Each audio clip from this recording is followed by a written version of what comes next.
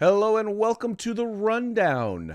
My name is Craig DeLuz and I will be your host today, coming at you from the West Coast, the left coast, behind the Iron Curtain, otherwise known as the Sierras.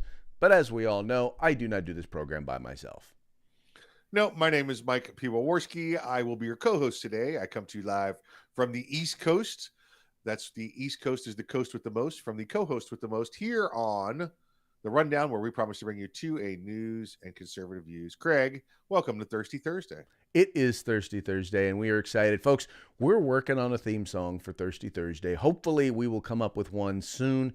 For those of you who love our theme songs or enjoy our theme songs, thank you for you. We appreciate you letting us know. And for those of you who don't really care about our theme songs, thank you for your patience. Yeah. Thank you, Craig. My vote. I still want something with a lot of pop and lock in it. Pop and lock on Thirsty Thursday. Yeah, Okay. Exactly. We'll get right on that, Mike. We'll get right on all right. that. There we go. I figure we can work it in somehow. Yeah. Hey, so folks, check it out. Now, if you're watching us right now, now is the best time actually for you to share the program. If you're watching us on Facebook, if you're watching us on Rumble, if you're watching us on OpsLens, OpsLens is a phenomenal app, but also you can now also not just listen to us, but you can watch us on Spotify, but you can also listen to us on a number of different streaming platforms, including Apple Podcasts, Amazon Music. You can listen to us on iHeartRadio. Folks, the Rundown is everywhere you look. Well, except for YouTube. Well, I guess you can find us on YouTube at 2A News. But we're every place. So please make sure like, share, subscribe, and encourage your friends to do the same. Passes around. Definitely. I agree with Mikey. So, Mikey, it is Thirsty Thursday. Any special plans for the weekend? Were you successful in beginning your weekend yesterday on Hump Day? I did begin my weekend on Hump Day, and now I found that work has kind of gotten a little bit into the way of Thursday, so I'm already pushing appointments off until next week. So, Well, I cannot say that I was successful, but I did get a little taste. I picked up a new whiskey that I wanted to try. It was a sour mash, and it actually worked out pretty well. So didn't have a whole lot, just a taste, just a little taste. Just a taste. I mean, of course you have a little taste, but all good. I like I said, it was a good day yesterday. And we're hoping to follow it up with a good day tomorrow. So, and today was fine. So far, so good. Exactamundo. See how it works Well, out. let's go ahead and get into the news. And I know that some of you out there had to be wondering, why are the guys not talking about Hunter Biden's laptop? And to be honest with you, we just got caught up in 2A News and a bunch of other stuff. But Biden's laptop is back in the media. That's right. The laptop that Google and Twitter and Facebook all told you was a fake. The one that they all told you, the one that CNN, the one that the New York Times, the one that the Washington Post all told you was a fake story. The one that Adam Schiff told you was a part of Russian misinformation and it was all basically in an effort to try and keep Joe Biden out of the White House. Well, now this is what really works out real well. So first it was the New York Times was the first liberal media source that actually came out and verified that yes, the laptop is true. Yes, the stuff that is on there regarding payments and business dealings with the Chinese and other foreign governments, yes, that was all true.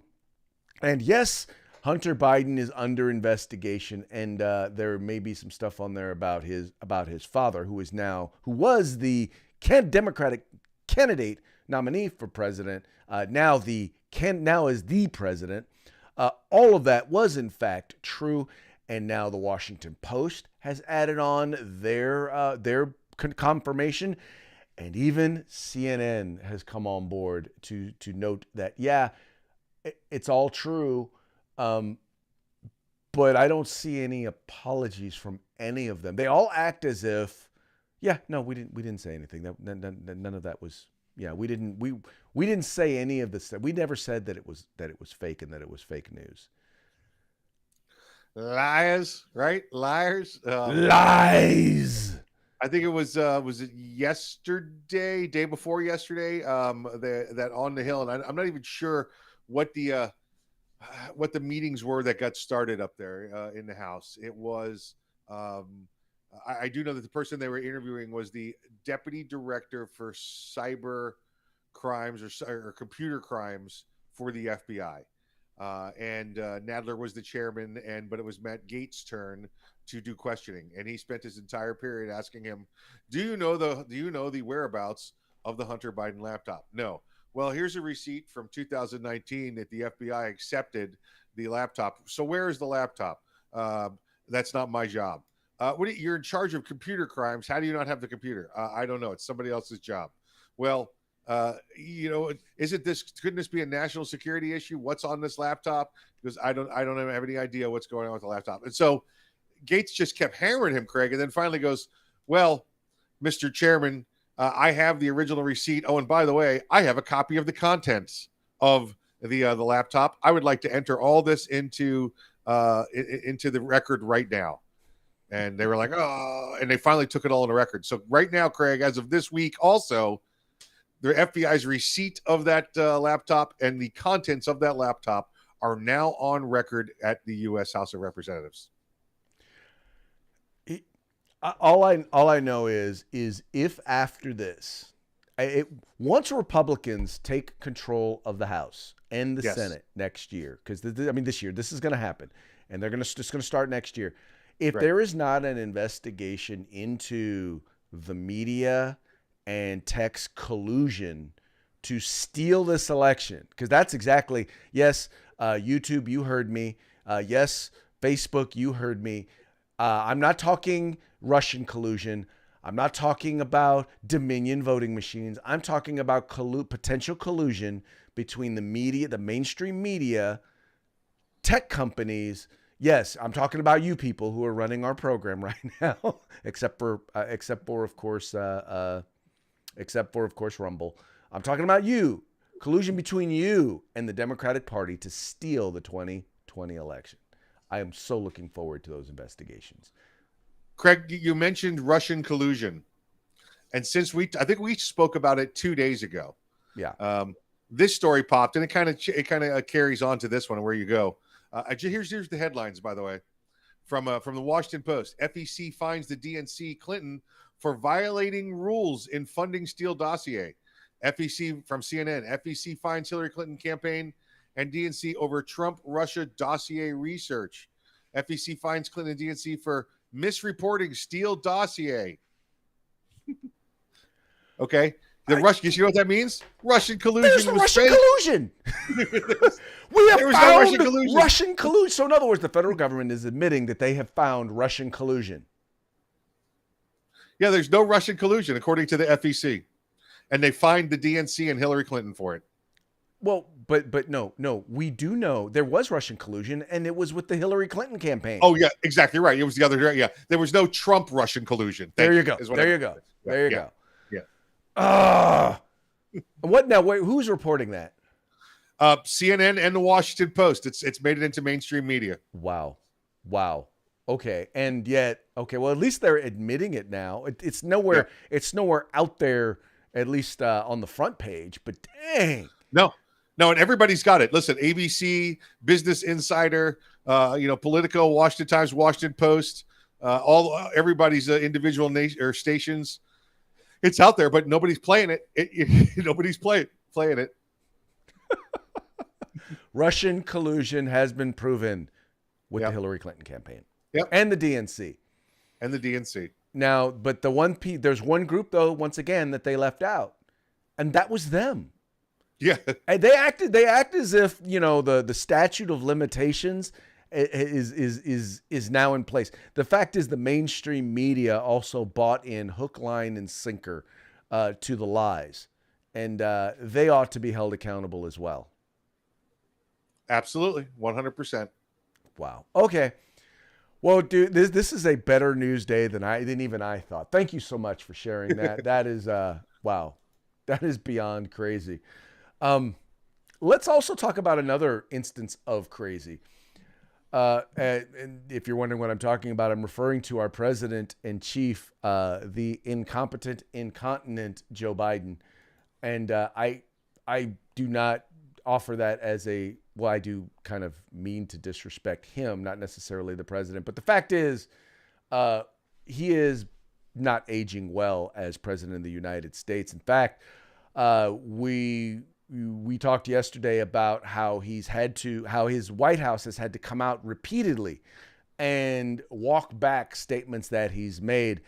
Well, it turns out that he's not the only. They're not the only ones who've had to do it, and they've actually, because he has such a hard time remembering what he actually believes, they've actually had to provide a cheat sheet for him. And you notice here, there's a cheat sheet in his hand that's talking about. In this cheat sheet is information and questions that might be asked of him. Here it is a little bit closer. And in fact, why don't I do this? Here it is really close up. And what it says up there, these are tough Putin Q&A talking points. You know, because asking what you meant when you said something is a tough question. And you'll notice there at the top, it says, if you weren't advocating for regime change, what did you mean? Can you clarify? And these were the exact words you heard him say. I was expressing the moral outrage I felt toward the actions, towards his actions. Mike, just to be very, very clear on this, I get having a cheat sheet, but when you have to have a cheat sheet to tell you what you meant when you said something, shouldn't you know what you mean when you say something? Well, you should, but you also shouldn't have the most powerful position in the world when you're suffering from dementia. Folks, just further proof. Like you said, this is not a cheat sheet. A cheat sheet is when was the Bolshevik Revolution? Oh, was it 1921 or 22? Let me put that down. 22. Can I phone a friend? Because we're talking about Russian history. That's what we're talking about. What's the Pythagorean theorem? Yeah, you're not okay. Listen, they're going to ask you tough questions about what you said. Here's what you meant to say. So say this. All right, that's clearly he's suffering from, and it's sad. He's suffering from the onset of either Alzheimer's or dementia, and it's kicking his butt. And listen, being in that job, Craig, that's a 40-hour a day job. So. It's just making it worse, which is why he goes long stretches where we don't see him. Okay, right. He's basically taking time off for his body and mind to recover. Right, and folks, for those of you who are listening, you can Google the photo. It is an obvious cheat sheet. This is not a doctored photo. This is the cheat sheet that he's holding in his hand once again because he cannot remember why he said what he said. At a certain point now, mind you, we are less than a year and a quarter or a third into his first, year and a quarter into his first term in office, his first year in office, or first into his term. 14, just over. How is he going to make it 4 years? How is he possibly at this point going to make it 4 years? He is deteriorating at a rapid rate right in front of our eyes. Yeah, he's not, Craig, and this is where. Where we talked about certain people play checkers and others play chess or 3D chess. The Democrats, the DNC, they wanted this guy elected. They wanted Trump out so bad. They put together a ticket that they thought could beat Trump. Well, we know it really didn't, but they bet on that they could get him through the first couple of years and then get to the point where they could then put the vice president in office.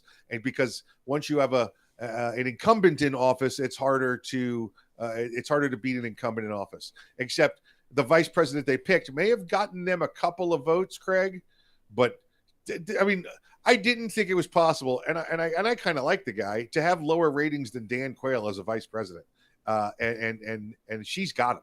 She's well, I guess she doesn't have him, right? She's got the lowest vice president ratings in the history of vice president ratings. She's done. They would have replaced her by now. How do you do that when your only job is to wake up in the morning, read the newspaper, and find out if the president is still alive? Yeah. She finds the way to screw that up. Yeah. So they're suffering. They're trying to milk this to figure out how they're going to get through because, like you said, they know they're going to take a beating come November. So.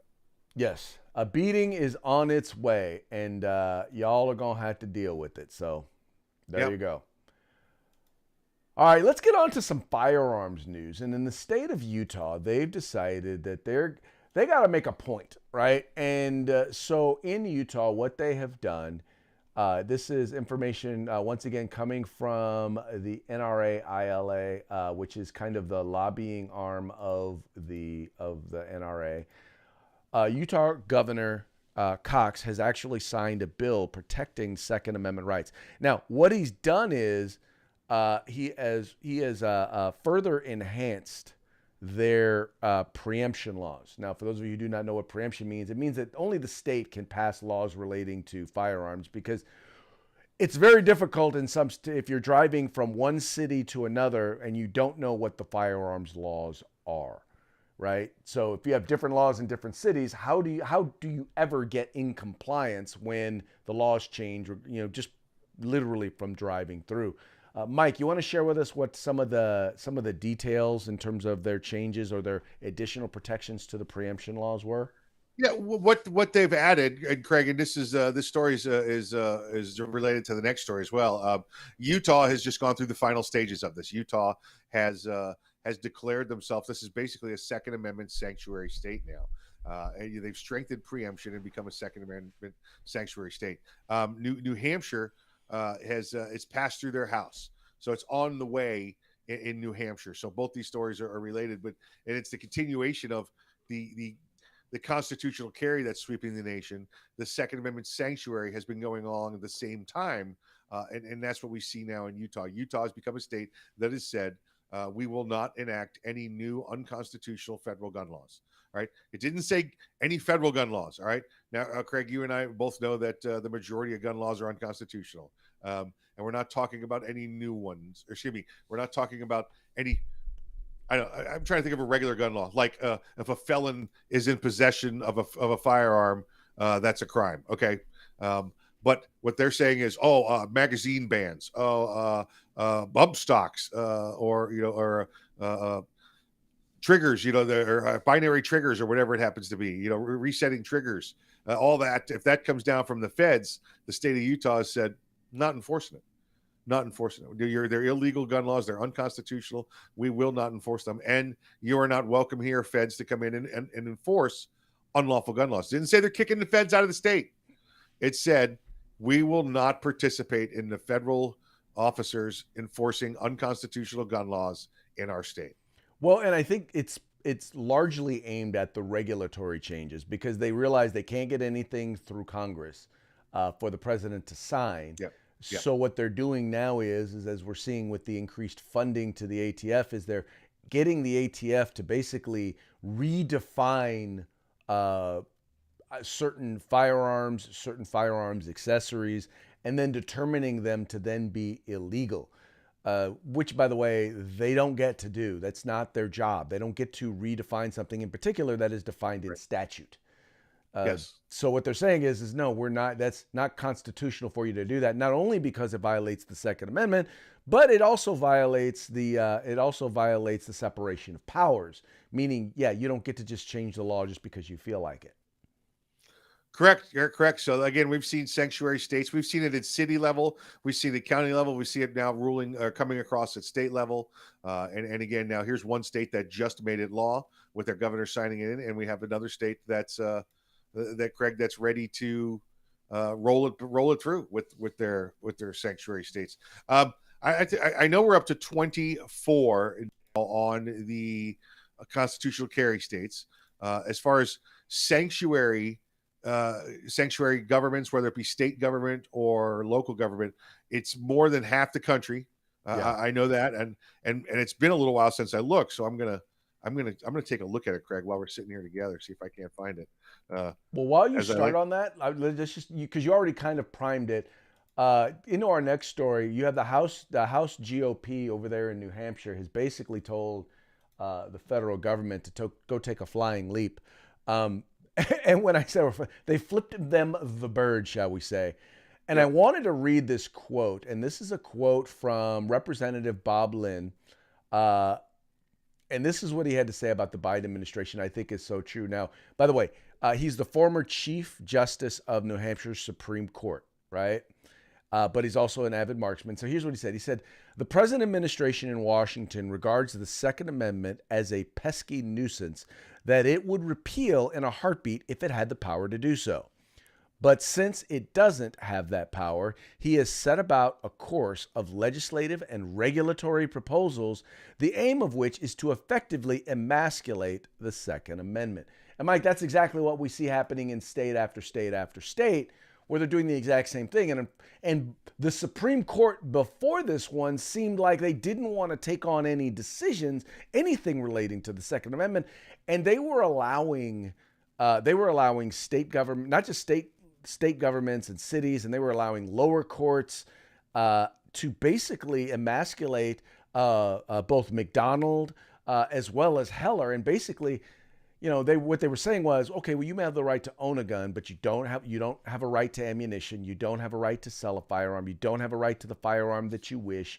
You don't have a right to have you don't have a right to talk about firearms. All of these various different things that were being put in place to basically undercut the Second Amendment. And they were saying nothing. And now you've got other governments saying, yeah, no, we're not going to put up with that. Yeah, exactly right. Craig, I just sent you a picture if you want to try and pull that one up. Folks got a map for you here of the sanctuary counties, cities, and states throughout the United States. It's well over half of the country now, population-wise, landmass-wise, that is clearly represented as a sanctuary, Second Amendment sanctuary city or county or state. You could see states in the whole in the blue, and then in the partial states with the counties or the cities in the green. And then in addition, when you look in the blue there, so the blue is an entire state that has sanctuary county, sanctuary state. That purple inside there means there's cities and counties within that state that have double sanctuary status. All right. So they've said, yeah, we know the state's got it, but we want the city to have it also, or the county to have it also. Or maybe they did it first before the state did. Probably so. So it's going on. So what you can add to this now is you can see Utah is now part of it. So Utah is now all blue. And we have up in New Hampshire has no sanctuary status. If you look at New Hampshire up there, no cities or counties that have done it. And they are saying, we're doing it. We're doing it. So it's a coming. It's a coming. Folks, this is what happens when folks jump the shark. And that's exactly what's happened in the Democratic Party when it comes to the Second Amendment, is they have jumped the shark. And they have started to enact laws that are just crazy. And by anyone who knows or understands firearms technology, and firearms industry, they've known for a while that the Democratic Party has jumped the shark on these issues. It's just now, as things that are kind of obvious start to pop up, that the rest of the population is starting to realize just how bad they've gotten. Yeah, it's and like you said, it's coming into the mainstream news too, right? When they report on these constitutional carry issues, these Second Amendment sanctuary states or counties issues, it's in there now. It's in the face of the Democrats, and as we've seen, from the past 2 years or so, plenty of people on the left buying firearms, Craig. And listen, some of them might be idiots when it comes to issues like politics, but I don't think that all of them are idiots when it comes to their money. How many of them are buying a $500, $600, $700 firearm only to think, wow, I'm just gonna throw it out if somebody comes and asks for it. I'm gonna give it up. I'm gonna let them buy it back. Well, they know if they're in a sanctuary county or a state, and they're buying those firearms. They're benefiting from our hard work on the right to ensure our constitutional rights are in place. What you notice, and I'm looking at the white areas of these states, and I'm finding it kind of curious, because you got a huge chunks of the Northeast and California, and they're right there, kind of in the little bit of the Great Lakes area. But you look, major metropolitan areas are the areas where you see that it's not happening in terms of states. What I will say is rewarding, or at least is, you look at Nevada, you look at Oregon, and you look at Washington. It's kind of funny because most of those areas have that sort of protection, but not the but not the major metropolitan areas. And literally, it is one or two cities in most of those states that are controlling whether or not they have that sort of sanctuary status or protection. Well, Craig, bring that. You got the map there. Bring that map back up real quick. I just want to point something out too, because you do have these blank white spots here. Now, I want you to look at okay, geography major. See if you keep up with me. I want you to look at Iowa. I want you to look at Alabama. I want you to look at Louisiana. I want you to look at Georgia. All right. For the most looks at Iowa has none. It's completely white. Louisiana mostly, Alabama mostly, except for one dot, and Georgia about 2/3. Right. Mm-hmm. Well, they have very, very strong preemption laws. Okay. So they haven't felt the need to enact a secondary sanctuary state because their preemption law is very clear. Their preemption law basically says the same thing as these sanctuary laws. Only the state of such and such has the ability to make or enforce gun laws in this state. That's it. So they never felt it. So where you see Iowa completely white, Louisiana, Alabama, and Georgia, it's because their sanctuary status isn't in question because of their preemption laws. Mm. Well, it's funny because California has preemption laws, because they've tried to revoke them more than once, but yet the challenge is that our courts have been really abysmal in terms of enforcing them. Well, right, but these other 4 states are not, and you and I just saw out of Right. Alabama, that question come up, and it's been settled, it's been solved. So many of them will probably do it. You know what'll happen, Craig, during their next legislative cycle when some Republicans are trying to make some points and get into the headlines, they'll enact a sanctuary law. But then you know what? You also have some Republicans out there that are responsible enough to say, "Why am I creating a law when there's already a law in place that does this?" So yep. Probably because it does cost money, believe it or not, to enact a new law. Yep, absolutely right. Okay, let's get on. And I know, okay, so Mike, I'm sure that you have seen the number of posts that are online regarding the number of Will Smith memes that have been taking place, right? That have been out there. In fact, this was one that I saw yesterday as a parting shot. My dearest Penelope, it's day 3 of the Will Smith memes, and I fear there will be no end. Let me just be clear. You slap a man on national TV. It was funny. I was saying I never watch the Oscars. I don't watch the Golden Globes. I don't watch any of those award shows because I all believe they're all a bunch of hooey where they get up and they usually get up and they spout a bunch of really nasty politics stuff that has nothing to do with what they're actually there for. And most of the movies that they have on there, I don't pay attention to anyway. So having said that, I never watch the shows. But when one man smacks another man across the face on national TV, I don't care if you never watch it. We're going to talk about it. And it's going to continue to be funny as long as it's funny. Craig, 1991. I was curious. The last time I watched the full of the Academy Awards. Last time I watched the full Academy Awards, 1991. Right. And I remember that because that was the year that Jack Palance won for Best Supporting Actor in City Slickers and did the push-ups on stage at 73 years old. And I was like, nothing's ever going to top that. I never watched him again. So that's how long it's been for me. I'm just pointing that out. So hold on. I'm pulling it up right now. See, when was the last time I watched it? What year was that? No, I've seen clips. Listen, I like watching, the quick quips that come out the next day when, like when Billy Crystal was hosting or even Ricky Gervais was hosting. Oh. Those were pretty cool. And I probably would have watched, the 5-minute snippets of Chris Rock's making one-liners for this one. But I can't stand to watch the pretentious people from Hollywood sit around and congratulate to themselves on how great they are. No, the year that Out of Africa beat The Color Purple, which is 1986. That was 86. Yeah. We talked about it. Yeah, the movies came out in 85 and they won the Oscar in 86. Yeah. That's when I stopped watching. Yep. I was like, done. I'm sorry. There's no way you're going to convince me that Out of Africa was a better movie than The Color Purple. And that was all because they basically had blackballed, was it Spielberg? Yeah. It had nothing to do with race. It had everything to do with the politics of them not liking Steven Spielberg. Well, there was another movie that came out that year, and it wasn't even nominated, so I'm completely still angry about that. That should have won, best movie ever for, it was Top Gun. So,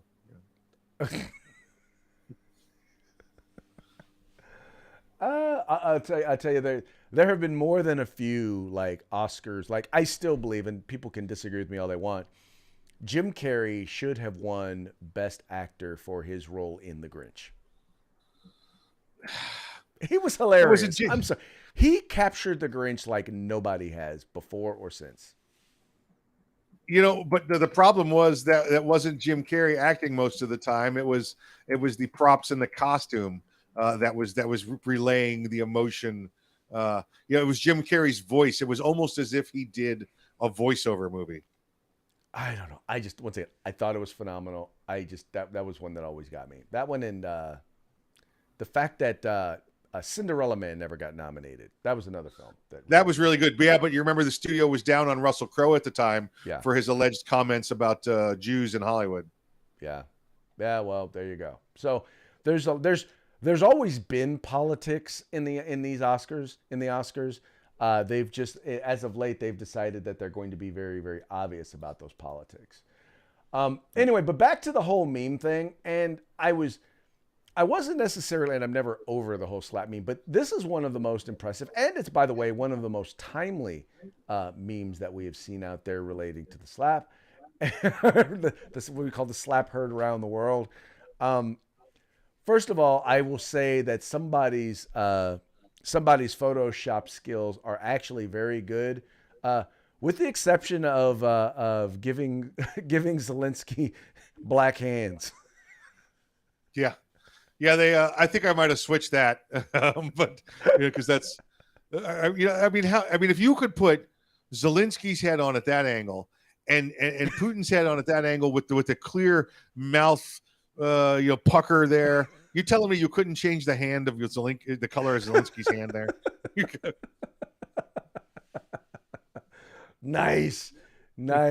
Anyway, yeah. Highly impressive. Whoever made this meme, I have to tell you, your Photoshop skills are impressive.